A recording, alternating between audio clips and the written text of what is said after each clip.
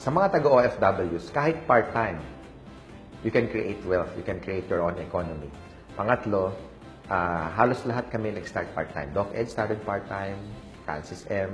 started part-time, the training team started part-time, you, Roy, also started part-time. So, it's a matter of time management. And pwede mo palang baguhin ang ekonomiya mo, or meaning, you can shape your future by starting today. And pangalawa, para pag-uwi mo, meron kang negosyong na-establish. Hindi kagaya nung iba na nag-start as an OFW, padala nila lahat ng kinikita nila, and eventually, 3 years, 5 years, sometimes even long as 20 years. Hindi sila nakakaipon dahil lahat napadala sa mga pamilya na nandito sa Pilipinas, which is napunta naman sa mga bayarin, sa tuition fee, which is napupunta sa maganda. Kaya lang, yung mga hardworking na nasa ibang bansa, wala silang na-establish na negosyo. Pag uwi nila, wala silang trabaho, wala silang naipon. So, here's FW plus AIM Global, you can start part-time.